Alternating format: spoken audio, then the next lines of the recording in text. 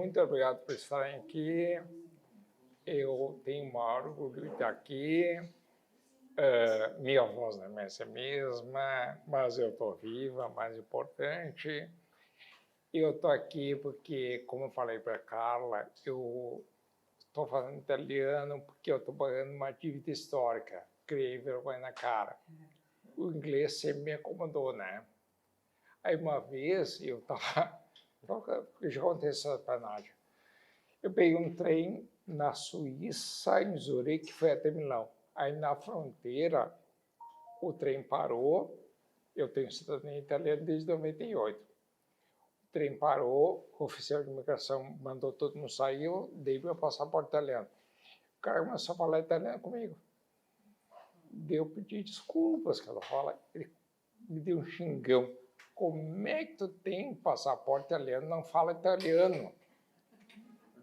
Daí eu criei vergonha na cara, procurei Matheus, da Escola Vila Itália. Eu já conhecia a Paola, que era irmã de um colega meu lá da IBS, o Stefano. Ela me botou em contato, o Matheus me convidou, eu disse, vai ser um prazer. E ele me botou em contato com a Carla, aí a gente fazia pessoalmente e tal. Daí, por que eu faço o podcast da máfia?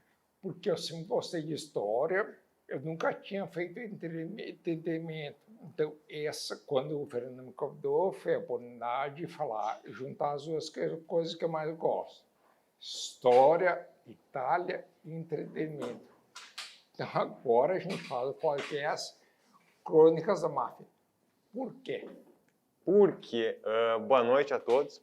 Eu não vou tentar falar italiano porque eu estou fazendo espanhol, então vai dar uma confusão linguística aqui, muito grande. Não faz isso. Não vou fazer isso, porque quando eu comecei a fazer italiano, eu tive que eliminar o espanhol da minha vida, e agora que eu estou precisando do espanhol na minha vida de volta, eu estou tendo que eliminar o italiano da minha cabeça.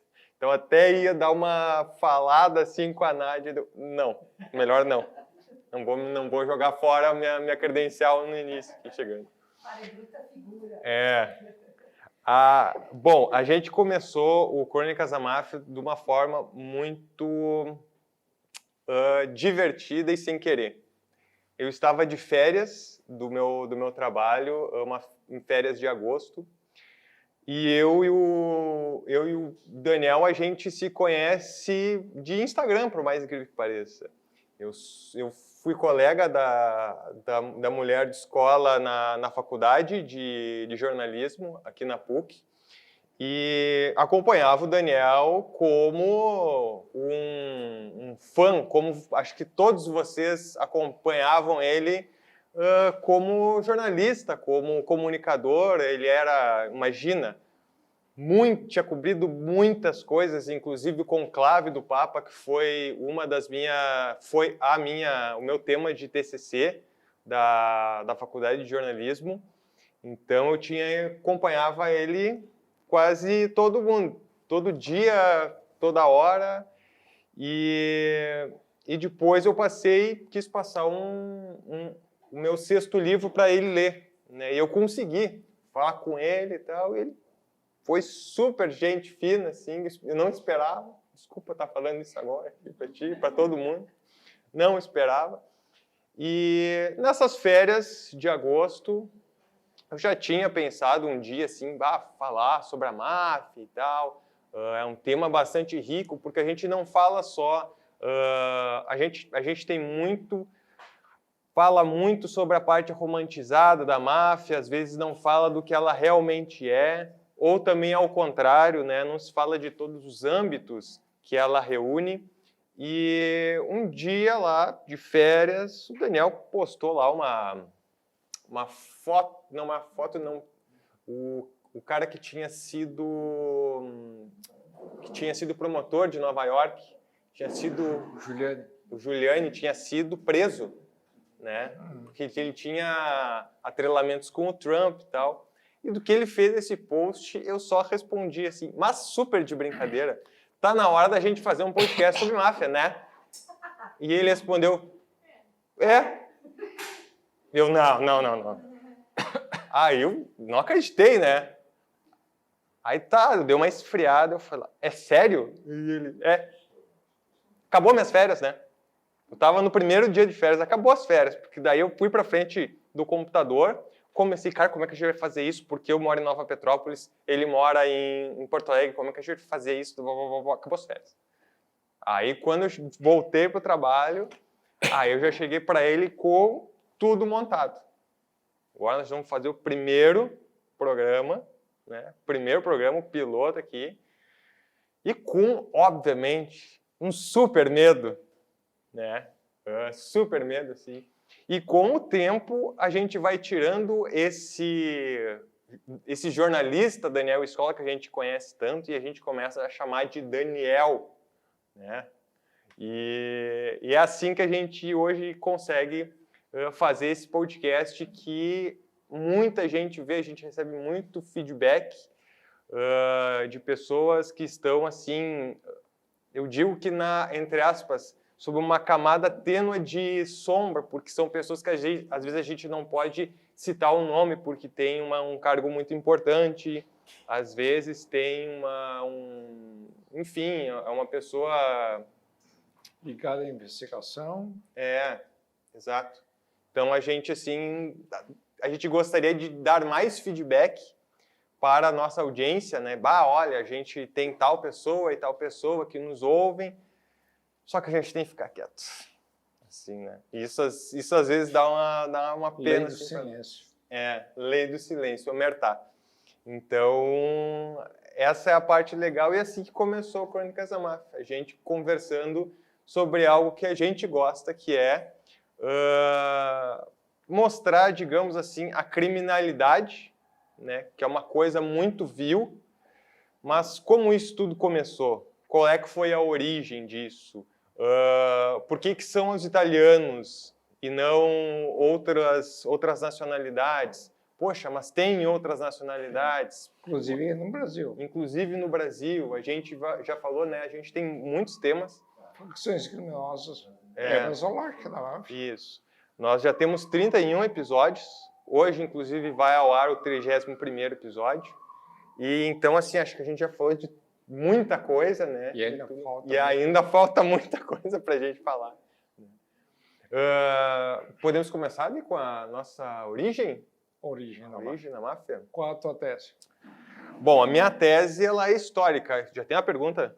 Tu falou há pouco tempo em como ela é presente. Uhum. E agora tu falou as origens.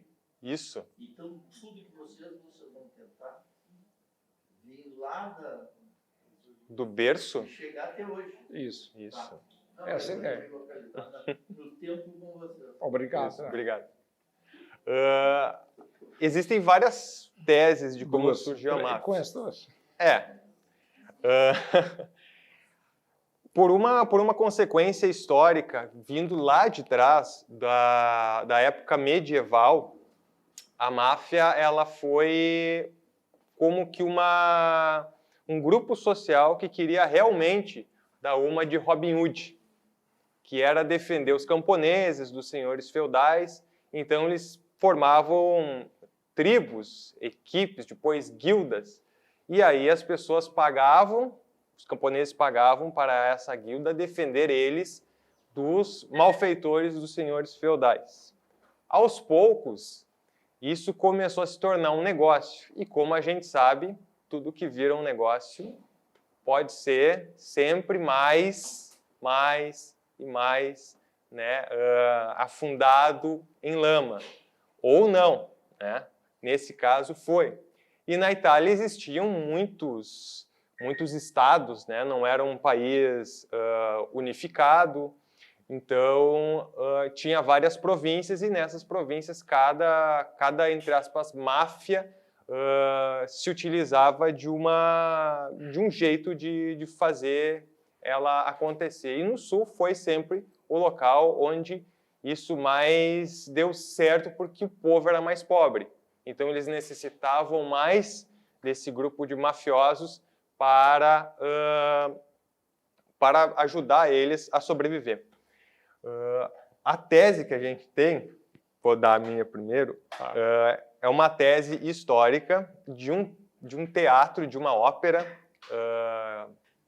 que ela foi realizada por eu não vou saber exatamente o nome de quem fez essa, até porque não tem quem escreveu. Se chamava I Mafiosi di La Vicaria. Era uma ópera siciliana e foi pela primeira vez que nasceu o termo mafiosi. Essa ópera, ela interpretava a vida de um mafioso, ou seja, um criminoso que eles chamavam lá na Sicília, dentro de uma prisão. E a partir dali, esse personagem principal, que era o I Mafiosi, né, ou Il Mafiosi, ele tentava sair daquela prisão, e assim que era a ópera. A partir daí, esse nome começou a ser usado para essas pessoas que eram criminosos, e a partir deles, os criminosos que depois começaram a ser cada vez mais organizados. A tua tese, Escola? Não eu acho que a tua tese é a melhor. Mas tem uma outra teoria de conspiração, que é a seguinte: no século XIX, a Sicília foi invadida por soldados franceses, e os soldados estupravam as gurias de pessoas comuns. Aí as mães, revoltadas com aquilo, saíam para as ruas e gritavam: mafia, mafia, mafia. E os homens, na época, teriam se organizado para expulsar os soldados. Daí o termo máfia. Mas eu acredito que a tua tese é mais verdadeira.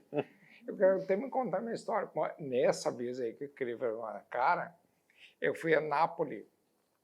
E eu cheguei em Nápoles e tinha uma greve geral, assim. Lixo, transporte, tudo serviço público, assim. Eu perguntei para o cara na rua, disse: o que está acontecendo aqui? Sabe o que ele disse? Ele me disse assim: alguém não pagou a máfia. Né? Alguém não pagou a máfia. E assim, hoje ainda é um tabu falar sobre de máfia na Itália, que é uma ferida muito forte. Tanto que a gente tem a gente conseguiu gravar quando o Daniel foi para a Itália. Última vez, em outubro, né? Outubro. A gente conseguiu gravar dois episódios de lá. Então a gente falou exatamente sobre o que eles não falam, que é máfia. Que é um tabu. Tanto que daí eu falei: tu tá aí no teu quarto do hotel, né? Ninguém tá te ouvindo, tá bem quieto aí. Fechada. A janela também fechada. Que o segundo tava com a janela aberta, mas ele estava tomando vinho, né? A gente estava falando de gastronomia italiana. Aliás, é o seguinte, no tema de hoje, né? Mas sabe quanto eu paguei uma garrafa de vinho da Itália? 4 euros. Aqui, 60 reais. Lá eles taxam, isso eu não me conformo, né? Lá eles taxam como alimento. Aqui é bebida alcoólica. Aqui se tomar uma garrafa de vinho, parece que eu tomar uma garrafa de cachaça. Nada contra a cachaça. Que é... Não, nem muito menos limoncello. Né? Mas taxar desse jeito... É brabo, né? A gente já falou isso várias vezes. Sim. Eu vou falar porque é pertinente ao assunto. Eu sempre ouvi falar de uma terceira tese, que na Córcega, né, que os franceses invadiram, Isso. E os italianos, tanto que o nome máfia seria em francês, mort, ou francês, enfant, assassin, né? Morte aos franceses, infames assassinos. O que acham disso? Não sei se Olha, mais uma. Porque na realidade, assim... Na Córcega poderia ter sido isso? Pode ter sido. Aí se formou um movimento local de combate. Que são várias... que elas nas denominações, elas vão se firmando.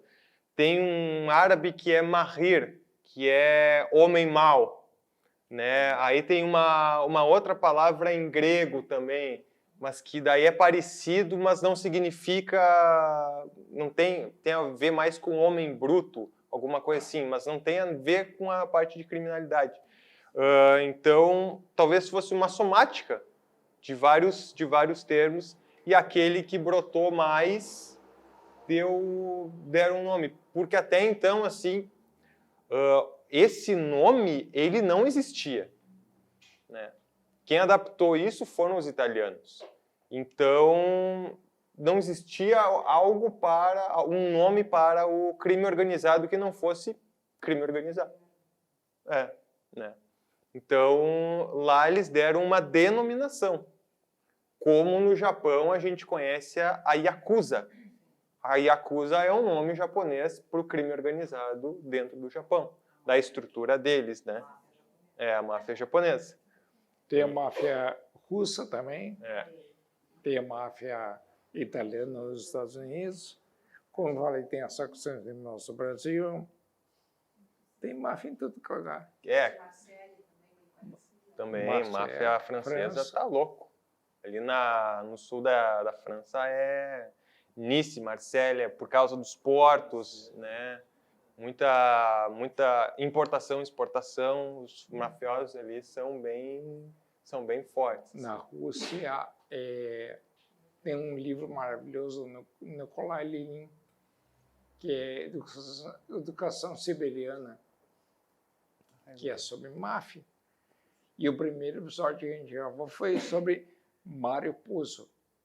Para mim, o melhor historiador ou escritor de máfia da história. Mário Puzo. Puzo. O autor do Poderoso Chefão. E tem um outro livro dele chamado O Siciliano. E tem um outro livro que eu gosto muito, é Os Borgia, que é a história da máfia no Vaticano. Pá. Mário? Não, isso eu já notei. O segundo livro da máfia. O Siciliano. O Siciliano. E o terceiro, pode ler, muito bom, é Os Borgia. Os Borgia. Os Borgias. Lá na época dele. Isso. Sim, o Papa Borgia. O Alexandre VI. Ele inspirou o Maquiavel por isso. Isso aí. Exatamente. Isso aí. Que ele era papa, mas os filhos eram cardeais. E ele incentivava. É isso, claro. Ele incentivava o incesto. Ele incentivava o incesto. E incentivava incesto. Isso aí. É muito interessante. Muito interessante. Isso lá em 1490 e poucos, né? Então faz bastante tempo. 1490 e poucos. Foi na mesma época ali onde que teve eu ia falar revolução, mas não é. Não. Nossa, reforma luterana, desculpa. Né? Foi que é um dos ícones ali do papado, porque, nossa, mudou tudo, né? Era uma igreja e virou várias. A cobertura mais importante, não é a máfia, tá? Mas a cobertura mais importante que eu fiz na minha vida, de fato, foi um conclave. Foi conclave, né? Eu não falava italiano ainda. É argentino. Sabe por quê? Porque todo mundo achava que ia ser o cardeal escola. Aliás, antes de ir para lá, eu investiguei a história. O Lones Stalivieri me ajudou. E eu disse, se esse cara for eleito o Papa, estou ferrado. Como é que eu vou dizer que meu tio é Papa? Daí o Lones disse assim, eu perguntei para ele, 2 dias antes de viajar. Disse, Lones, eu tenho o escola tem uma coisa a ver com esse cardeal de Milão e o Ângelo Escola. Daí 2 dias depois ele me respondeu, me ligou. Ele disse, olha, nada a ver, tu é do Vento, ele é de Lombardia. Então, não. Mas eu sei que existem 71 pessoas com sobrenome Escola na Itália. E o meu que é Donato. Tu chuta uma moita, tem um Donato italiano por aí. E aí fui para a Itália, aí os cardeais não davam entrevista. Daí me aproximei do Padre Antônio, que aliás é porto-alegrense, que ele era motorista dos cardeais, e eu perguntei para ele, o que esses caras falam no trajeto? Ele disse, vou te contar, mas tu não pode dar o meu nome. Daí ele me contou tudo, né? Daí porque quando eu cheguei em Roma, no Vaticano, eu embarquei no aeroporto, a primeira coisa que eu fiz foi um cartaz com fotos de mais de 100 cardeais. Eu não conseguia gravar todos os nomes lá. Aí comprei um cartaz com nomes e fotos. Lá no cantinho tinha um cara chamado Jorge Mário Bergoglio. E as apostas eram todas na escola ou no cardeal brasileiro Dom Angelo Scherer. Inclusive, quando o Papa foi eleito, a Praça de São Pedro lotada de gente, mas tinha um cara enrolado na bandeira do Brasil, como se tivesse torcido, sabe? Torcendo, como se tivesse em estádio de futebol. Quando aparece o Papa, eu olhei assim, pá, cadê o Bergoglio, que estava no cantinho da minha... Aí o Padre Antônio do meu lado e disse, é o argentino. Por isso a minha incredulidade.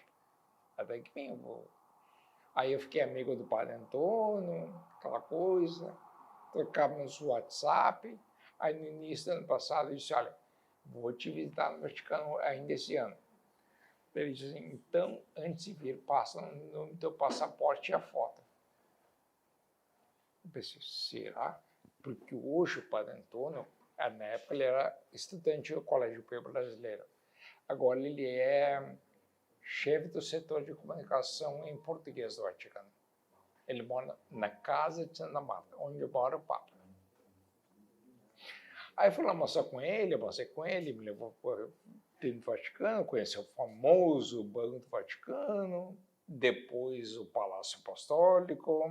A gente só não pôde ir no terceiro andar, onde o Papa estava recebendo o rei do Bahrein. O Palácio Apostólico é aquele onde o Papa reza o Ângelus no domingo, na janelinha, que é o Palácio Apostólico. Aí passamos todo o Palácio Apostólico, conheci a história ali do Palácio Apostólico, é um tour maravilhoso. Inclusive conheci os aposentos do Papa, o famoso banheiro do Papa. Daí de noite a gente foi jantar na casa de Santa Marta, onde mora o Papa. E o Padre Antônio, hoje lá também mora lá. Eu estava jantando com ele no refeitório, assim, era um refeitório, ele estava de frente para mim e tinha 2 portas. E no refeitório ele comendo massa e feijão, salada, comida bem simples, assim, pasta e fagioli. Aí eu fui jantar no refeitório, aí tinha 2 portas, assim, e eu estava de frente para as portas, e o Padre Antônio de frente para mim, eu de costas para as portas. Daqui a pouco abre uma das portas entre o Papa e mais umas 10 pessoas. Ele sendo numa mesa, uma mesa redonda. Daí eu disse, olha, o Papa entrou aí. Daí assim, não reage. Gente, eu cruzei meus talheres, não consegui mais comer. Fiquei tão nervoso. Daí ele terminou de comer, o Padre Antônio disse, levanta discretamente e vamos lá do lado de fora. Aí fomos lá de fora, daqui a pouco sai o Papa e agora? Daí dei 2 presentes para ele, um pacote de erva mate e um panfleto com fotos de Porto Alegre. E também pedi para ele abençoar as fotos da minha família toda, minhas filhas, minha mulher, meu irmão, todos italianos, descendentes. Daí o Padre Antônio contou que eu era um jornalista, eu estava preparado para falar inglês e até um pouco italiano. Mas aí o Padre Antônio me disse assim, não, ele entende bem português, pode falar português com ele. Então eu falei em português com ele. Daí eu expliquei para ele, o Padre Antônio explicou, esse aqui é um jornalista brasileiro, tem câncer, está se recuperando do câncer e tal. Daí o Papa me olhou e olhou para mim e disse, coma muita polenta. Daí, pô, ganhei viagem, né? Ganhei a viagem. Mas essa é uma história pessoal. Vamos voltar para a máfia. E comeu polenta, passou a comer polenta. Sempre comi. Sempre comi. Quem não, né? Quem não? Quem não? Aliás, eu chamei minhas filhas de polentinhas. As escolinhas polentinhas. Pessoal, passando para a máfia, assim, Antes de mais nada, alguém tem uma pergunta? Senão a gente continua. tá indo bem? Passando assim para a máfia, e aí o que a gente aborda no podcast, a gente tenta fazer assim, a gente mais ou menos falou aqui como é que foi o nosso primeiro episódio, né? Que foi sobre essa origem, como é que a máfia surgiu. Teve um grande chefe de máfia da cidade de Corleone, que foi assassinado. Então, a gente começou com o Mário Puzo, né, falando sobre o Poderoso Chefão para chamar o pessoal, então, né, porque quando a gente fala assim, máfia, o que vem na cabeça das pessoas, na maioria das pessoas, assim, ó, 90%? Poderoso Chefão. É claro, é um dos maiores filmes de todos os tempos e que trata sobre esse assunto. E a gente quis trazer essa visão que tem um autor por trás dessa obra-prima do cinema e que tem um livro por trás dessa obra-prima do cinema e que esse autor, ele é ítalo-americano, né? Que os pais deles vieram da Itália, como vários outros, como ele conta na história, da Sicília, vieram para a Itália, vieram para a América do Norte, foram morar em Nova York ele foi criado e tal, e a partir dali ele criou o livro com dinheiro, né? Porque ele não criou o livro do zero, não foi assim da mente, ele criou. Pagaram para que ele fizesse essa obra-prima que acabou sendo. Ele ainda não tinha um grande livro lançado, ele era um bom autor, mas que a massa não comprava os livros dele, né? E a partir desse livro, que foi lançado, se eu não me engano, em 62, né? 1962, e ele conseguiu essa grande façanha assim, de atrair bastante o público. E ele realmente retrata um fato que aconteceu, ou pelo menos ele tenta ali colocar no sobrenome da família, a cidade em que foi o berço da máfia, que foi Corleone, na Sicília, né? Onde a que a gente fala quase assim, sempre quando a gente fala de máfia verídica, máfia real, que ali que nasceu a máfia que ainda está aqui, ainda está em vigor, aquela antiga que até hoje está na Itália e também nos Estados Unidos, que é a Cosa Nostra. Cosa Nostra, ela tem mais de um século de existência e começou com o Antônio Navarra, né? Isso. Que era o... Agora você tem que me ajudar no italiano. O Capo de los... já ia falar los aqui, ó. Já ia errar. Capo de tutti capi. Capo de tutti capi, é. E ele foi assassinado pelos Corleonesi, que era uma facção, digamos assim, da própria máfia, que já não queria mais ele como o capo geral, como o chefão, né? Eles já queriam começar a desmembrar essa máfia que estava ganhando muito dinheiro. Na Segunda Guerra Mundial, muita gente diz, e já foi provado, que a máfia foi quem deixou os Estados Unidos entrar para começar a tomar a Itália. Porque para eles a ascendência do Mussolini, como ali executando a parte fascista na guerra, não dava nenhum dinheiro para eles. Começou a estragar os projetos dos mafiosos.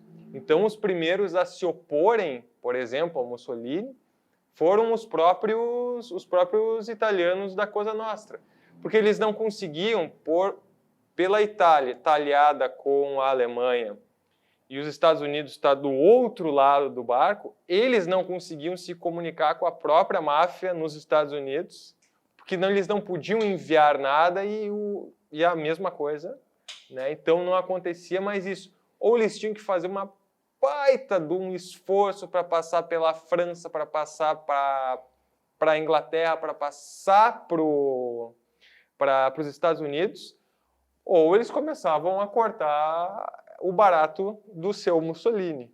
Então, esse é o tamanho que a máfia tem, tanto na Itália quanto nos Estados Unidos, né? No mundo, eu diria assim, porque ainda existe, e é como o Daniel falou, é um tabu na Itália, não se fala lá em máfia, né?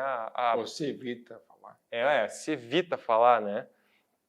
Tanto que tem a lei Omertà, que é a lei dos mafiosos, né? É a lei dos mafiosos. A Omertà, para quem aqui não sabe, é a lei do silêncio. Ninguém diz que é mafioso na Itália. Nem no lugar. É a lei do Clube da Luta. Para quem conhece o filme, né? Do Clube da Luta. Onde é que fica o Clube da Luta? O que é o Clube da Luta? Então, Quem vai dizer que é mafioso? Quem é que vai dizer que é mafioso?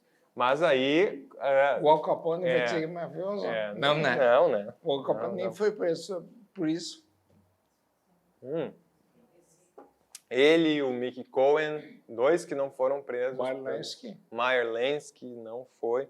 Todos esses são já mafiosos norte-americanos e pessoas assim de bastante expressão da criminalidade norte-americana, mas que nasceram da máfia italiana.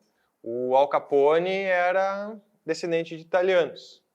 Foi trabalhar para o Frank, né, em Chicago. John Torrio.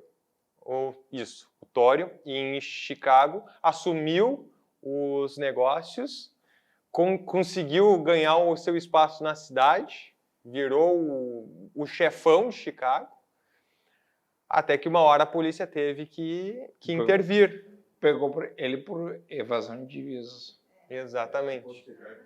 Imposto de renda.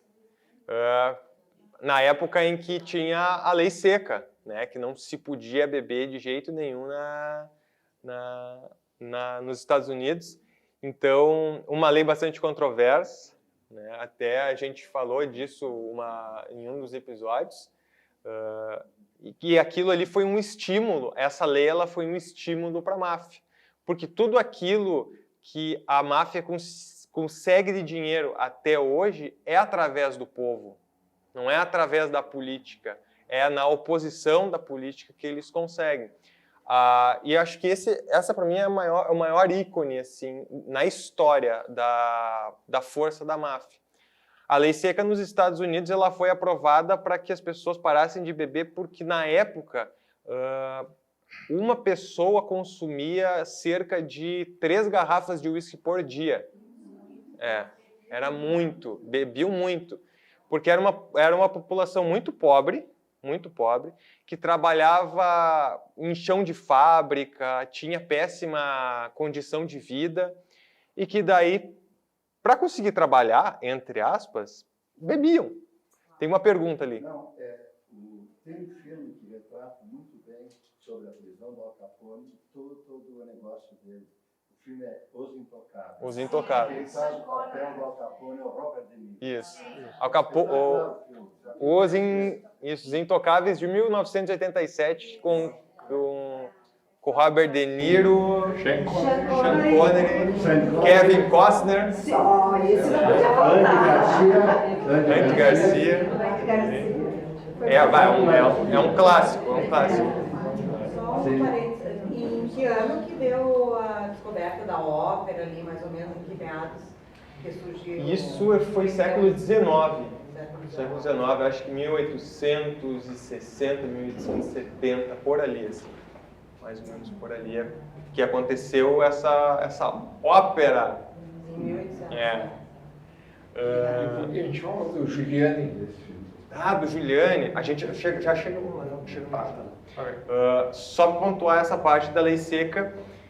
Então, acontecendo tudo isso nos Estados Unidos, o presidente decidiu fazer um decreto que já tinha sido feito há alguns anos atrás, no século XIX, em alguns estados, que proibia a bebida. Só que daí ele proibiu em todo o país. Todo o país, ninguém mais podia. E realmente deu certo. Nos primeiros anos, o número de mortalidade baixou muito por causa de cirrose hepática, teve uma diminuição de briga muito grande, né? As famílias elas conseguiam se manter mais porque os homens tinham parado de beber e como eles que nutriam a família na época, eles conseguiam trabalhar o que tinha que ser trabalhado e traziam o dinheiro para dentro de casa. Até aí tudo bem, tudo bem. Mas as pessoas queriam deixar de beber? Não. Aí entra o papel da máfia. A máfia não podia expor, mas ela podia trazer de fora e vender embaixo de lojas, no porão das lojas, ou em algum local secreto que eles conseguissem achar. Tanto que vinha da Irlanda, o uísque, vinha vinho da Itália, que daí virava um monte de coisa, porque eles pegavam esses uísques, colocavam água para diluir e vendiam como uísque. Produção clandestina também. Produção clandestina de hidromel, por algumas famílias alemãs que existiam lá, licores de maçã, né, que as pessoas faziam na própria banheira de casa. Imagina, as pessoas fabricavam isso na banheira de casa. Exatamente. Tem duas recomendar aqui, tem um filme de 1980 e... agora me fugiu o ano. Era Uma Vez na América, do Sergio Leone, que é com o Robert De Niro também. A primeira parte desse filme, ele é dividido em 3 partes. A primeira parte desse filme mostra como que eles faziam esse contrabando em Nova York. E outro, que a gente volta e meia conversa, né, Daniel? Que é a série Boardwalk Empire, né? Que é uma série da HBO que conta a lei seca, mas do ponto de vista da máfia irlandesa, de como que a máfia irlandesa em Atlantic City conseguiu transformar a lei, tanto que quando acontece a lei é sancionada, eles comemoram, porque eles sabiam que ali eles tinham ganhado um baita negócio. Tem um participante ali muito famoso, pai do ex-presidente americano Kennedy. E também ainda existe em Nova York bares, a gente já falou sobre isso, bares que reproduzem a mesma lógica do século XX, do início, quando ficou a lei seca. Eles bebiam álcool em xicrinhas de chá. Para não parecer que estava bebendo álcool. Então, tomamos cerveja nesse bar. Vou dar uma dica, se vocês forem em qualquer cafeteria, vai estar lá escrito assim, ó, café irlandês. É café com uísque. Era um jeito que eles tomavam a bebida também. Eles colocavam uísque na bebida. Grapa. Na Itália se bota grapa. Isso. Já que é cachaça. E aí agora a gente pode passar para a máfia em Nova York, né? Com o Rodolfo Giuliani. Com o Rodolfo Giuliani, que foi o início, foi o que impulsionou o nosso... Na época ele era procurador de justiça e aí ele investigou a máfia. Esse é o mérito, grande mérito dele. Isso. A partir do final da Segunda Guerra, depois de vários chefões, da década de ouro, digamos assim, da máfia, principalmente nos Estados Unidos e também na Itália, foi na década de 50, 1950, onde várias pessoas conseguiram instalar suas máfias. houve posteriormente ali, mas que entra junto, a criação de Las Vegas, onde eles conseguiam lavar dinheiro através dos cassinos, depois que Havana foi tomada pela Revolução Cubana, que era o courtyard, né? Era o local onde os mafiosos se divertiam. Golpe, tá? Isso. Golpe. Cuba é uma ditadura. Né? Isso já aí. trabalhei Tu pode falar isso, né, com propriedade. Já tentei trabalhar lá e não deu. Complicado. Então, claro. Eu estava conversando com meu filho, Vitória, que a máfia é um dos temas que mais desperta interesse no mundo todo. Pois é. Né? Por que a gente tem uma visão romanceada de uma instituição criminosa? Qual é a química que a máfia consegue para ter essa dualidade? Boa pergunta. Acho que nossa ideia não é glamorizar a máfia. Pelo contrário, é condenar, é explicar, esclarecer para as pessoas a vontade de Cuba, que não deixa ninguém se informar, que, embora seja uma marca desgastante, é uma ferida aberta ainda, a gente tem que falar abertamente sobre isso. Não é glamorizar, pelo contrário. Sim, eu concordo, mas ela desperta um interesse. Da onde vem isso? Porque eu acho... Como é que é o nome? Cris. Porque eu acho, Cris, que tem interesse. Né? Por exemplo, eu tenho interesse em saber mais. Essa coisa de segredo, quando põe segredo, com a palavra segredo, todo mundo quer saber, não só jornalista. Todo mundo quer saber. Isso desperta interesse. E tem até um contrassenso nosso de ser humano. Isso é psicologicamente aprovado. Que a gente, por que a gente gosta tanto de notícias sobre crime? O povo gosta tanto de ouvir notícias sobre crime. Por que o nosso trabalho como jornalista é dar sempre a pior notícia? Está tudo bem, não tem jornalismo. Vocês já pararam para pensar nisso?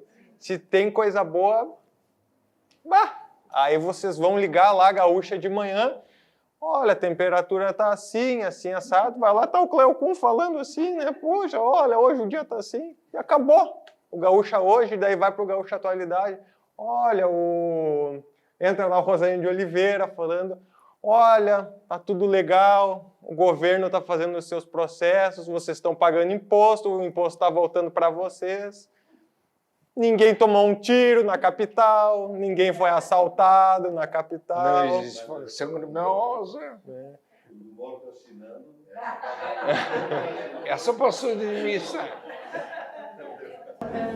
Eu penso que talvez seja porque a máfia, ela traz um olhar heróico do crime. A romantização do crime pelo ser humano já é uma coisa que a gente custa explicar. Mas quando a gente pensa em máfia relacionada à criminalidade, essa criminalidade é exposta de forma heróica. A máfia sempre dá aquele ar de que trabalha pela população, né? Trabalha pelo povo. É o efeito Robin Hood. É o efeito Robin Hood. Mafiosa. Eu acho que é isso que eu não diz. Tem dúvida. Eu queria saber por que há essa relação tão estreita entre máfia e religiosidade. A Igreja Católica, particularmente, a gente vê os filmes, então o sujeito acabou de matar da maneira mais cruel. Ele vai na igreja e tal. Só porque a Igreja Católica é tão dominante na Itália? Esse daí seria um assunto bem profundo. Assim, Qual é o teu nome? Bastante profundo. Teu nome? Humberto. Eu acho que tem uma palavra importante. Poder, interesses. Então, a igreja tem interesse, a máfia tem interesse também. Talvez seja a explicação mais rápida. O Papa, aquela coisa O Banco toda. Vaticano, a famoso, o Papa que vai contra, né? o outro que morre. Eu acho assim, também esse romantismo também foi porque o autor que fez o Poderoso Chefão, eu tenho para mim que ele foi financiado pela máfia para expor a máfia, para romantizar a máfia, para não ser aquela coisa só do submundo. Romantizar. Eu estou só conjecturando aqui na minha mente, mas eu fiquei pensando a respeito da questão da religião, né, da igreja com a máfia, e fui lá para trás, Idade Média. Se a gente for analisar, a igreja sempre foi um pilar que determinou ou não a possibilidade de atuação de outros grupos, né? Então, não seria a igreja determinante para autorizar a formação e a atuação da máfia naqueles núcleos da Itália onde ela cresceu, né? Ou seja, a máfia desde o início teve a bênção da igreja para poder atuar livremente, mas também a igreja era quem tinha a capacidade de dar um limite à atuação da máfia. Qual é o teu nome? Aline. Aline. E eu acho que tem uma relação muito importante chamada conveniência. É conveniente para a máfia, é conveniente para o Vaticano. Quem falou sobre poder? Ela falou sobre poder de amar. É a questão do poder. Poder. É verdade. É verdade. A máfia influenciou ali. Ela tentou impedir, inclusive, o filme. Mas daí o acordo entre os produtores e a máfia é que não ia criminalizar tanto. É isso aí, eu ia falar isso. Porque a regra da máfia é manter tudo em sigilo. Principalmente quando saiu o filme, que foi na década de 60, e a máfia... 70, né? Isso, 72. Ali estava sendo o auge da máfia em Nova York. Só te respondendo a questão que eu estava elaborando, a gente tem uma tendência a ter uma curiosidade ao avesso do que é humano. A gente tem uma curiosidade ao avesso do que é humano. Quando tu vê as notícias de crime, te dá uma angústia, te dá uma... Mas tu quer saber como é que aquilo ali vai acabar, né? Quando a gente lê um livro policial, um livro policial, às vezes ele é muito intragável, mas tu vai até o fim, né? Saiu uma vez uma reportagem na ZH, exatamente falando sobre isso, desse contraponto que a gente tem. Por que a gente gosta de visitar museus de guerra, né? Por que a gente gosta de assistir coisas sobre criminalidade? Eu escrevo livro policial. Vocês não sabem o quanto de vídeo eu já consumi de assassinatos assim, ó, que deixariam qualquer um aqui de boca aberta. Como é que um negócio desse pode acontecer no mundo? Como agora aconteceu essa semana aí da mulher que levou um idoso morto, um cadáver para assinar um... Não, estamos extrapolando. Né? Estamos extrapolando. Voltando ao Poderoso Chefão, naquela época, e agora voltando ao nosso Giuliani, a década de 50 foi a década de ouro da máfia, né? Onde teve vários chefões, e em Nova York, onde se passa o Poderoso Chefão, ou assim o Mário Puzo queria, começou a se ramificar a máfia. E foi-se criada as 5 famílias, mas de verdade, não a do Poderoso Chefão, que eram máfias que realmente elas tinham cada ponto na cidade, só que diferente do filme que elas se atritavam, elas não se atritavam. Elas não se atritavam e elas ficavam quietas. Só que elas tinham lá as suas danceterias na década de 70, né? Quando começou mais fulminantemente o consumo do uso de drogas mais fortes, que não é a maconha, que seja a heroína, principalmente, naquela época a heroína não era ainda a cocaína, eles começaram a distribuir isso por vários bairros. Teve a máfia negra, né, no Harlem, que até a gente ainda não falou sobre isso, né, no podcast, está lá, é um dos Para quem quiser ver essa máfia, é o filme Gangster, de 2008, com o Denzel Washington e o Russell Crowe, que é uma gangue formada pela etnia negra, que se baseou na etnia italiana. Eles eram capos, que a gente chama, né? Eram chefes do Harlem, que é um dos bairros lá de Manhattan, um bairro mais ao norte de Manhattan.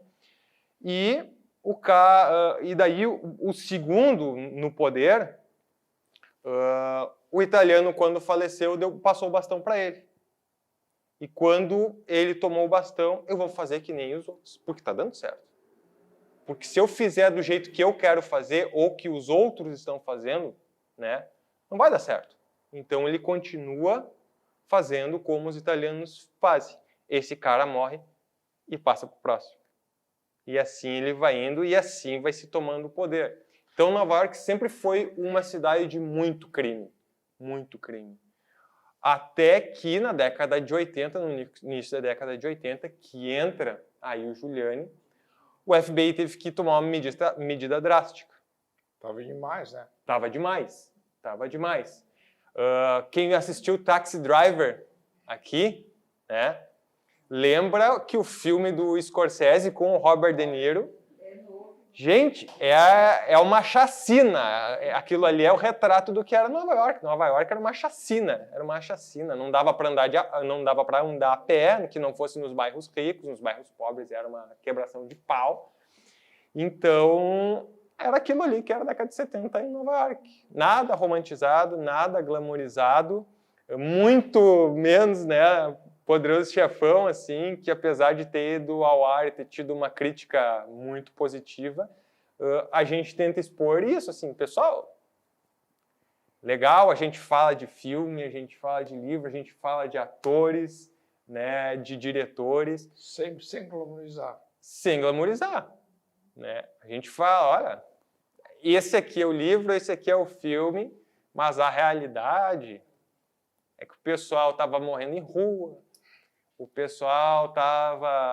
o nível de assassinatos, de homicídios de Nova York era lá em cima, policiais, muitos mortos, muitos corruptos, né? Mas na Itália também, em algum momento, né? Muito. Uma guerra entre Saturação. o poder público, né? Eles assassinavam. Era quase uma guerra civil, né, na Itália. Declarado ilegal. A população estava saturada disso. Bom, eu quero encerrar com uma dica de um livro que eu não falei ainda, que é muito bom, chamado Honra Teu Pai, do Guy Talese. O Guy Talese passou... Isso, jornalista. O Guy Talese passou 2 meses na família infiltrado, né, como jornalista, na família Bonanno. Que é uma das 5, né? Por quê? Porque o Joey Bonanno ia largar, ia se aposentar. Aí o filho dele estava encruzilhada. Ou ele seguia o pai, ou por isso honra teu pai, ou tomava outro caminho. Daí você lê o livro, tem um final, tá? Vai dar um spoiler. E o livro do Roberto, esqueci o sobrenome. Sabiano. Sabiano? Isso. Ou morra. O que vocês acham? Muito bom. E ainda está escondido, né? A realidade é que Churrasco de memória. Essa é a realidade. Ele é um jovem, né? Esse Sabiano, um jovem, né? Só uma coisa assim também, a parte de Las Vegas, a questão artística, né? Eu tenho um conhecimento assim, de Frank Sinatra, Tony Bennett, tudo eram afiliados ou eram apadrinhados pela máfia, né? Todos aqueles artistas que eram ali do Las Vegas, os cassinos. Sim. Né? Sim. Eu acho que todos aqueles artistas de antigamente, né? Tinha uma descendência italiana, nunca é provado, mas a gente tem uma especulação, exatamente por existir a hipótese e ela não ser comprovada. É provável, mas a gente não consegue, quer dizer, é improvável, mas é possível. Sim, Isso. deve estar imposto de todo. Com certeza. Que vai... Porque o que diferenciava sempre a máfia dos outros criminosos era a organização. Era difícil de pegar, era difícil de agarrar qualquer mafioso. E eu já ouvi falar da relação da máfia com a maçonaria, né? Como? Maçonaria. Aí vai uma outra. Não posso falar nada. Já está respondido. Olha só, eu só falo o que eu sei. Então não posso falar disso. Mais uma pergunta, você encerrar. Eu acho que isso você estava respondendo também que ela tinha perguntado por que a gente romantiza muito. Porque também tem aquela coisa do estrangeirismo. Tudo que é de fora é mais legal, né? Assim como os italianos não devem amar essa história da máfia como todo mundo, né? Não. A visão deles é diferente. Assim como para nós, por exemplo, a gente não se dá conta que o que acontece na máfia não é muito diferente das facções das favelas, tipo de crueldade. E para nós isso choca. Mas por que a máfia não é? Que é bonito, todo mundo de terno, as mortes nos filmes são limpas, né, bonitas. E assim como muitas vezes os estrangeiros têm curiosidade, acham a favela legal, bonito, tem essa visão que para nós que estamos acostumados não é. Então, assim, muitas vezes tudo que é de estrangeiro é fascina, é legal, né? E quando acontece com a gente, não é. Eu vou dar um exemplo. O primeiro Scarface, todo mundo conhece o Scarface de 1983, mas ele é um reboot de um filme, ele é um remake de um filme de 1938, que ele contava a história do Al Capone. O Capone ainda está vivo. Quando ele foi ao ar, ninguém gostou. Ninguém gostou. Porque todo mundo sabia o que o Al Capone tinha feito. Eles estavam glamorizando a história do Al Capone. Depois ele se tornou um filme que teve uma relativa positiva. É mais de droga, o Al Capone era mais na bebida. Não, mas aí é que tá. Esse de 38, ele é Scarface, ele tem um segundo nome aqui no Brasil. Não, Scarface. Não é o primeiro. O primeiro não me lembro. Enfim, procura que acha, de 1938. E ele dá essa glamorizada. E o Al Capone falou, olha só, na prisão ele mandou uma carta para a United Artists, na época que fez o filme. Eu gostei muito do papel que fizeram para mim. Ele escreveu na prisão pro cara. Eu gostei muito do papel. Mas o pessoal não gostou. Como não gostaram do Scarface de 1983. Porque ali estava começando os cartéis de droga, que também era uma facção mafiosa, e aquilo ali chocou muita gente. Mas aquilo ali já estava acontecendo. Então eu acho que quando assim você joga algo que é muito não romantizado, e aquele filme, o Scarface, ele é um filme muito brutal, violento, as pessoas têm aquela reação assim, nossa senhora, meu Deus do céu. Né? Então, no primeiro momento, aquilo ali, ele te joga essa sensação. Poderoso Chefão, não. Aí tu tem, às vezes, a inversão, como a gente falou antes dos os Intocáveis. Né? Ali tem uma inversão. Por quê? Porque ali é o policial indo atrás. Nossa, se tu lê a verdadeira história, o Nash ficou não sei quanto tempo lá para achar uma brecha, era o FBI inteiro para achar uma brecha, para conseguir prender o Al Capone e tudo mais. Então, assim, se romantiza muito, exatamente como tu falou, para se fazer algo que seja consumível. Teu nome? Luciana. Queria ter uma noção mais contemporânea, assim, não com essa visão mais cinematográfica, mas na realidade do que vocês pesquisam e conhecem da máfia atual, porque vocês falaram da história da Lei Seca, que motivou contrabando de bebida, né? Quais são os negócios hoje em dia, no mundo real, que financiam a máfia? Aí fiquem à vontade para falar da Itália, mas talvez em outros países que vocês... Eu vou dar um exemplo da Itália, respondendo a tua pergunta. Que eu acabei de falar. A Juventus, o Clube Juventus. Todo aquele esquema que acho que vocês acompanharam na mídia, na parte de esportes, se não me engano, acho que era no final da década de 2000 ali, ela foi rebaixada. Estava ganhando vários títulos e ela foi rebaixada para a Série C. Nossa, pô, foi rebaixada por quê? Manipulação de resultados. Quem é que estava por trás da Juventus? A máfia. Tem um exemplo brasileiro também. Tráfico e drogas. Quem está por trás do tráfico? A utilização de clubes esportivos não seria para propiciar a lavagem de dinheiro? Onde? Pela máfia. Mas aqui no Brasil fora.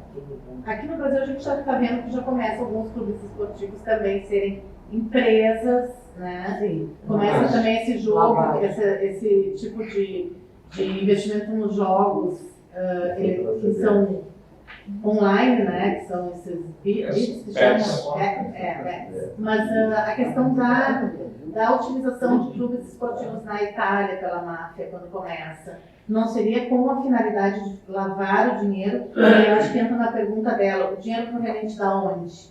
Eu acho que essa vez que tu questionava, né? O que estava... Porque lá na época da lei seca, era o dinheiro proveniente do álcool. Aí chega um momento nos anos 80 que a máfia, que a gente sabe que a máfia se une, ela não é uma máfia, ela se une aos cartéis que a gente tem na México, Colômbia, né, para distribuição de drogas dentro dos Estados Unidos e depois em outros países, em outros continentes também. Então ali nos anos 80, a procedência do dinheiro da máfia é de drogas, sendo lavado o dinheiro de alguma outra maneira. E aí a questão hoje, qual é o grande lucro da máfia, né, que utiliza talvez os estádios, os clubes esportivos para lavar dinheiro? Em muitos lugares eles já estão institucionalizados, né? Infelizmente. Tá, mas qual é a fonte? Se tu está institucionalizado, sim, tu está dentro do governo.